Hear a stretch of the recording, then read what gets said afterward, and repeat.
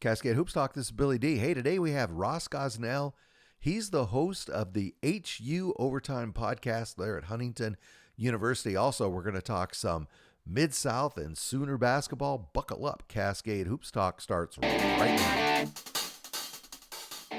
Cascade Hoops Talk, produced in the shadow of the beautiful Cascade Mountains and bringing the world NAIA basketball.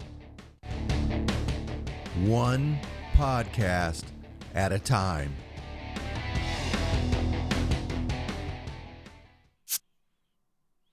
Well, everybody played in the Mid-South tonight. This was makeup night. Freed Hardeman, they were at Cumberland. They beat them 75-61. Rico Sane, 19 points, 3 rebounds. And second big night for the sophomore, Blake Dean. He had 24 points. I think he had 23 or 25 in their last game. Freed Hardeman, they go to 23-1. And they will host Bethel on Saturday. University of the Cumberlands, they were at home. They defeated Campbellsville 84-61. Javecchio Thomas, 26 points, 9 rebounds. And Kyle Duke, 20 points, 9 rebounds. Both those guys just barely missing the double-double. They go to 19-4, and they will be at Lindsey Wilson on Thursday. Georgetown tonight, they defeated Lindsey Wilson 83-81. Darian Lewis got an old-fashioned 3 with 4 seconds to go.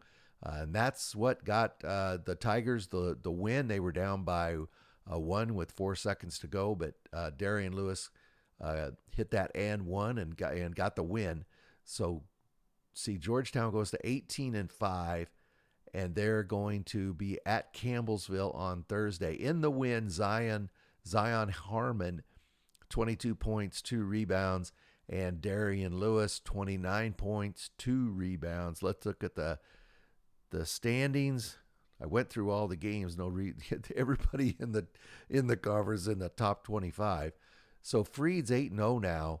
They're really in control of this thing. But look at that. Cumberland's, Georgetown, and Lindsey Wilson all 4-3. So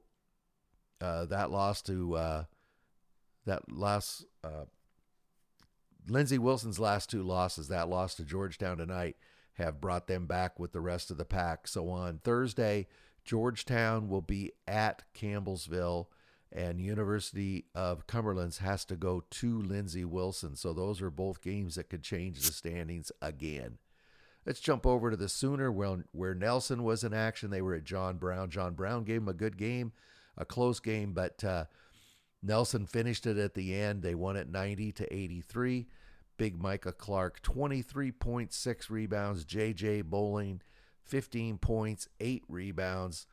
They will play Oklahoma City on Thursday, and they are 18-4 now, the Nelson Lions. So let's look at the rest of there was a few other games. Mid-America Christian was at home. They beat Southwest Christian. And then Texas Wesleyan, anyway, they won 71-70. So, boy, that College Ozarks, they almost pulled up another big upset there at home. But Texas Wesleyan held serve, and Oklahoma City at home beat Science and Arts. The standings are so tight. Look at that. Nelson is a half game up on Langston. Langston didn't play tonight, so Oklahoma City is 12-4. Texas Wesleyan 11-4. Anybody's conference. That's the message here. Anybody's conference, all the way down to Mid-America Christian. They got 6 losses. It'd be tough for them, but boy. So what's going on Thursday? Here's the big ones. College of the Ozarks has to go to Wayland Baptist. Langston is the only one of the bunch that has to go on the road, and they have to go to Mid-America Christian. Langston has struggled on the road. Oklahoma City will be at Nelson. That will be a knockdown championship 15-rounder.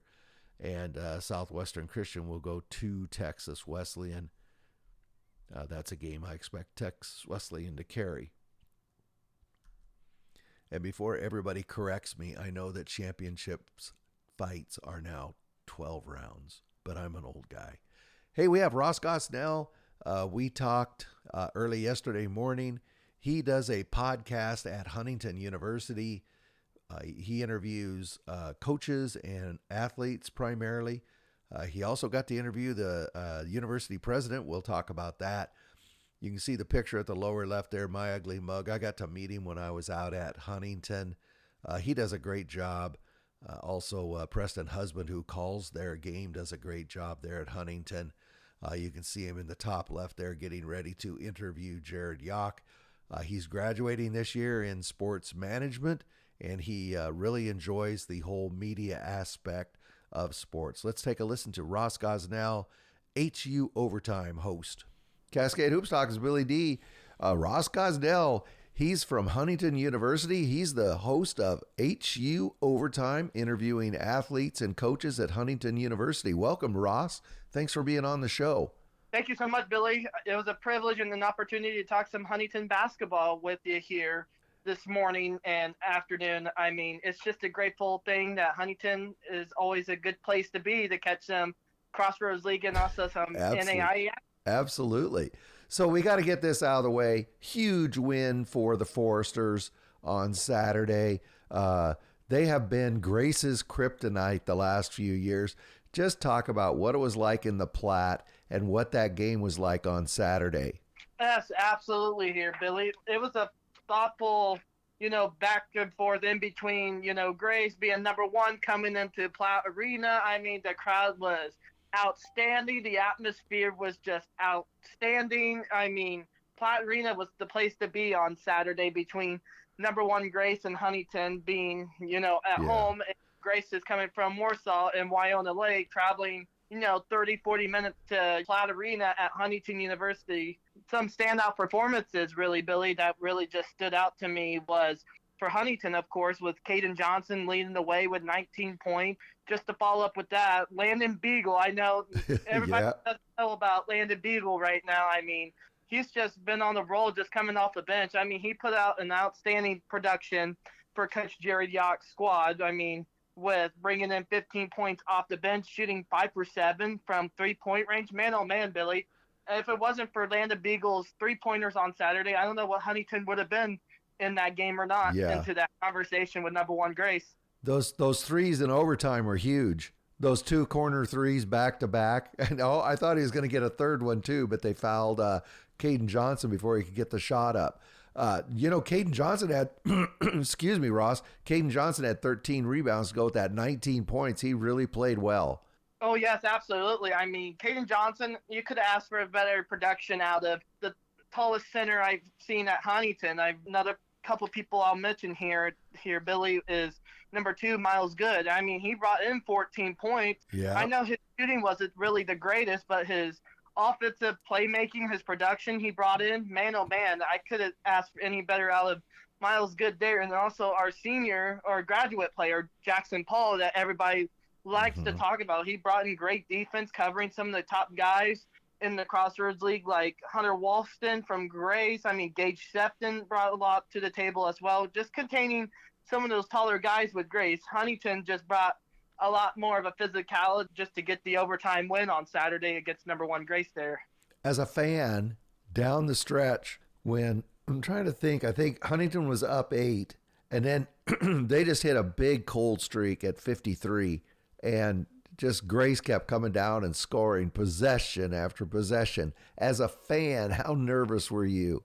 To be honest with you, Billy, I was behind the scores table, being with the sports information people, get some of the behind-the-scenes action. So I was kind of a little bit nervous in my head of man, oh man, this is going to be a good going here. I told people, I was telling somebody right next to me, is it's going to be a good 2 minutes of smash mouth basketball here. I mean, when 2 minutes hit that clock, I mean, it's going to be wire to wire, possession after possession, hard-fought physicality between both teams. But good defense, though, really, just from Jackson Paul at the end there for HU when Grace, inbounded that possession, forced both teams to go into overtime, and then Huntington just finished the rest of the way out.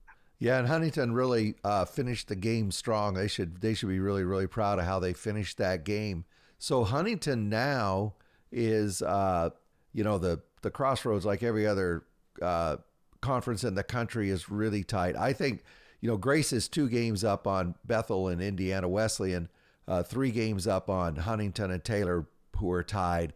But boy, everything is still wide open.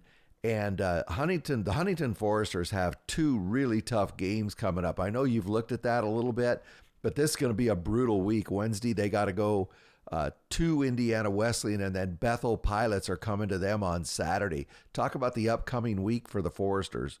I know. I just had a previous conversation. I was talking to one of our two good players. I mean, Caden Johnson and Jackson Paul, two of our veteran guys that we've had into the program, and they talked about how, they're just taking one day at a time before like a Wednesday game and also a Saturday game, so they can focus more on the film side and also developing what they can learn throughout practice. I mean, it's for the Foresters, of course. I mean, Billy, you just mentioned it right there. Having those two good games to, boost up the confidence of possibly taking second place in the Crossroads League right behind Grays. So if Huntington gets Indiana Wesleyan and Bethel this weekend, look out. The Foresters would be number 2. I know we go to Taylor on February 14th, so be on the lookout for that there too, Billy. Yeah, and the trip into Goshen is not automatic like Marion found out the other day.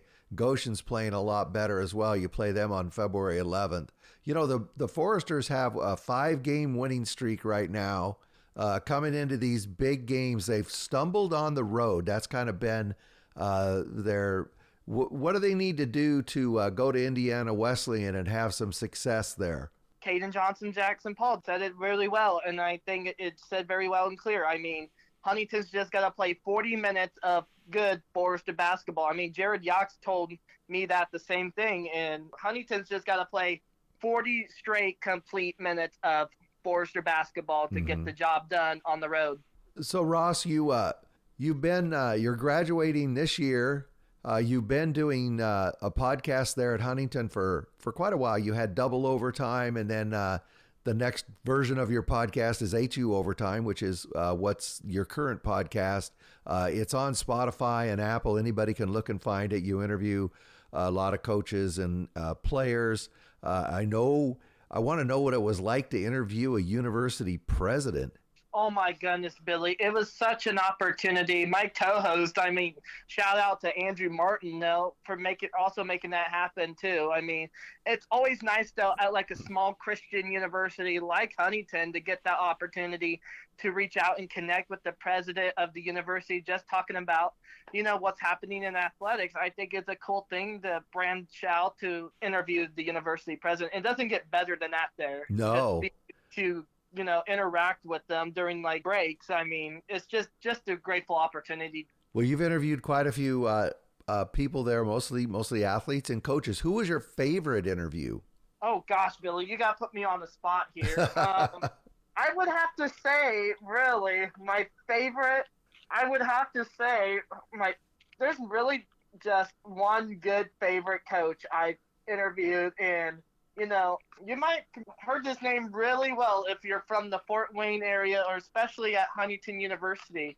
I mean, Jared Yock and Darby Maggard is probably one of my good ones for sure. I mean, just from the coach's side. And then from a player's perspective, though, it's really, really tough. I mean, they're all just great athletes I've had on my show. I mean, be able to recognize them and how grateful to interview good players that came through Huntington University as been there all 4 years, then moved on maybe after graduation to a D1 level. I'm like, just looking back throughout my shows I've done, though, Billy, to be honest with you, it's been a lot of fun just getting to know them, interact with them, ask them questions. I mean, just having fun is a key word to be saying about HU Overtime itself. Ross, you've been at Huntington 4 years now. You're going to graduate soon in sports management. What are your goals after you graduate? My goal is to be able to go into the athletic communications world and be like a sports information assistant, maybe to start out with, maybe at like a smaller school, like, the NAIA level, or maybe possibly go all the way up to pros, maybe. I mean, God knows what I'm going to do. So hopefully I make my decision and hear his call of what he has to say. Ross, what drew you to that sports management degree, and what drew you to want to get involved with the podcast and interviewing players and be part of athletics communication? What drew you to that? What originally drew me was I was originally a DMA major, which is the digital media arts side. I was a freshman just going out there and Mhm.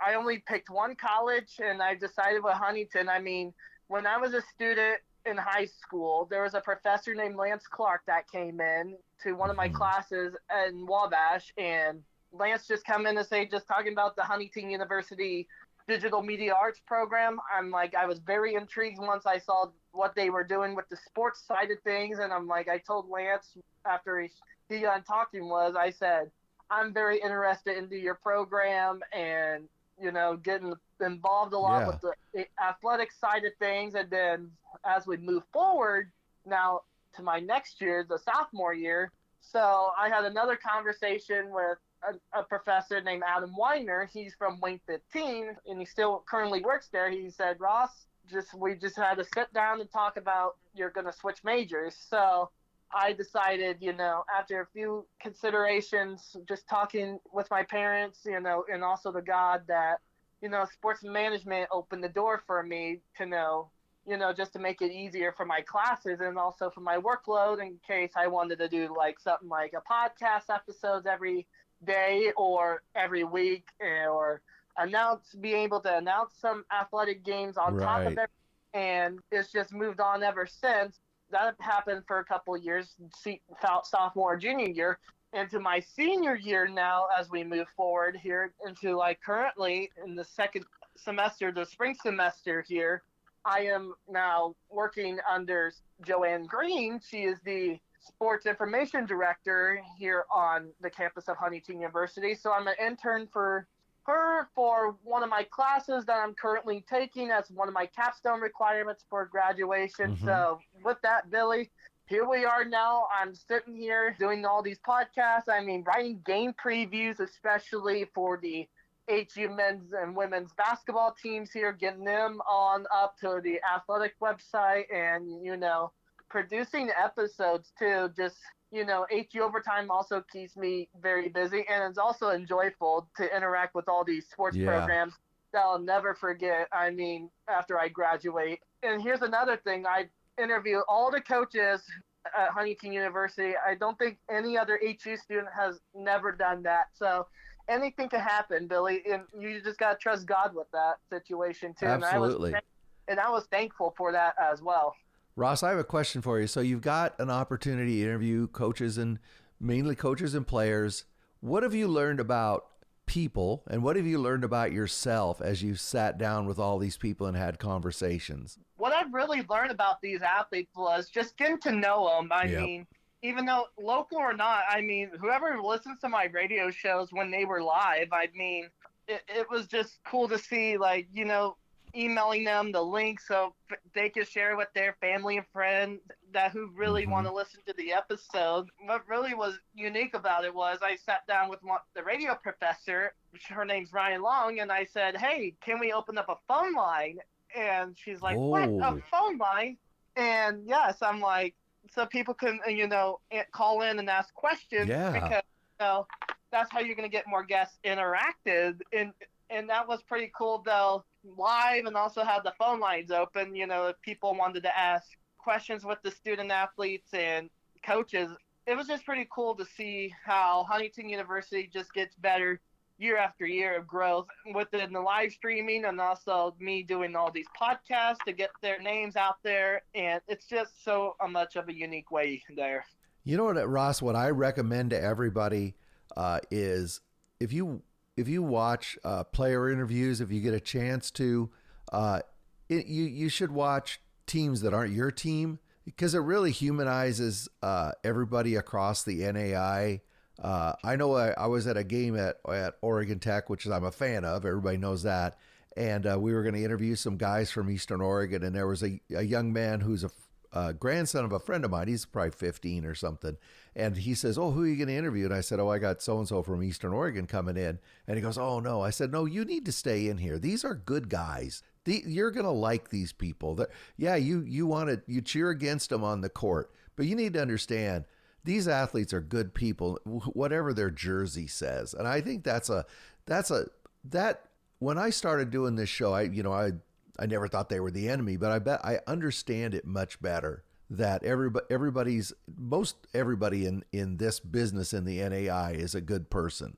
Indeed, Billy. I mean, some of the nicest coaches I've ever seen, they've always wanted to be on every year. Just talking about their Mm-hmm. specific student athletes that have been on what they brought to the programs, especially. I mean, you just start all the way in the fall with volleyball, cross country, and, just working down the line. I mean, winter's all basketball season, and then spring finally hits. You get like, tennis, you get bowling in there, Yeah. you get Yeah. I mean, golf is in there. I mean, and then and then in the fall, I forgot to add there, Billy. You also got boys and girls soccer in the fall as well, and winter/spring, we also got competitive cheerleading on top of everything else, and on the campus of Wow. Huntington. I don't know how you do it. I do And then basketball and I help out a little bit with volleyball. That's about it for me. and then on top of it, I don't know if you heard this announcement or not, Billy, but next season we're gonna add men's volleyball into the conversation, Oh, where wow. No, I it's didn't gonna know be an that. official varsity sport. It used to be a club for a couple years. Now it got promoted by our university president now, which is Dr. Rod Pepper, and then also by our athletic director Lori Kohler. So it's going to be an exciting, next year to have all these sports come back together and you reunite every season. I mean, it should be exciting for sure for HU sports. A couple more quick questions for you, Ross. So the Foresters are going to be going to Marion. It's not too far from Huntington there on Wednesday. Are you going to go? Oh yeah, I will be there for Good sure. man. Good man. Their last game of the regular season. I mean, for the boys' side, I'm going to look at especially. I know everybody knows Pat Knight is the son of Bobby Knight, which everybody's got to know that. I mean, Right. I know Marion's a young squad right now, but I know Pat Knight's going to be really good in recruiting. I mean, he's going to use the transfer portal when he can. I mean, Marion's going to be really good. The Oh. next Oh, you're talking 2 or about 3. Marion the last ski. Okay. I was talking about, and that's good you're going to Marion, and everything you said is true. But Indiana Wesleyan obviously is in Marion, Indiana, and that's the next game. Are you going to be there in Lucky Arena? Oh yes, absolutely. I will be Okay. there on Wednesday, starting with the girls' game tipping off at 5 o'clock, and then the boys to follow. I mean, the way the guys played against Grace, I hope they can bring what they can bring still to the table of what they have left in the tank to beat Yeah. number 5 IWU. Even though on Saturday the 7th we got another top 25 matchup, and Bethel University with the Pilots, with Steve Draven also does a really good Yeah, job Steve does a good with his job. his program at Bethel, even though Tonical does a phenomenal job as well at Indiana Wesleyan. So So, when Bethel comes to town, you need to sit behind the Bethel bench and just heckle Draven. I think he'd enjoy that. oh, I'm sure he would. I know a couple kids on that Bethel squad that's really talented, and they're going to be really good here down the road as well. Yeah, it's college basketball is a lot of fun, but as we just said, these are all. I mean, Greg Tonagle's a great guy, Steve Draven's a great guy, and Jared Yock is too. So it's going to be. What's your prediction down the stretch here? Do you think the Foresters can get to number 2? Absolutely, Billy. I think if we can, the couple guys I mentioned, Jared Yock, Jackson Paul, Caden Johnson, they all said to me, it's going to take 40 minutes of Forester basketball. I mean, if they do all the rest of that for the rest of the season, I believe Huntington will finish second in the Crossroads League and then host the Crossroads League tournament game at Platte Arena, and hopefully, possibly another NAIA tournament, opportunity. Yeah, absolutely. So even though on the girls' side too. Yeah. Well, Ross, I really appreciate you taking the time to come on the show. I was really happy I got to meet you when I was back in Indiana, and I saw a picture. I saw you on this. I'm trying to remember when I was watching the game. I think I caught you behind the scorer's table. That's where you were sitting, wasn't it? Yes, absolutely. Yeah, I saw you back there. Well, between your podcast and Preston Husband's his broadcast of the games and your podcast, you guys do a great job there at Huntington, getting information out to the sports fan. Oh yeah, we try our best every day. Find something new every day. We research it and we just ask the players and the coaches and ask them what they're gonna expect. I mean, you never guarantee that tomorrow, there, Billy. Well, thanks a lot, Ross. That's Ross Gosnell. He's sports management major and the host of HU Overtime at Huntington University. Thank you, Ross. You're welcome, Billy. Anytime. Hopefully, hop back on here at the end of the season and talk some AQ basketball overall. That'd be awesome. Thank you, Ross. You're welcome. Hey, thanks a lot to Ross Gosnell, to HU Overtime, to Huntington University. It's a great program they have back there, getting their media students and their sports media students actually on the air, conducting interviews, broadcasting games, such as that. So I want to support that as much as possible. Ross is really, really a great guy. I met him, like I said, I met him back at Huntington. And they all do a great job back there. Thank you very much, Ross. Hey, that's it for me tonight. We'll be back tomorrow, and get out there and support your local NAIA team. And remember, NAIA basketball is the best. Thank you very much for supporting our podcast. Please like and subscribe. Get out to your local NAIA school, because NAIA basketball is the best entertainment value in America.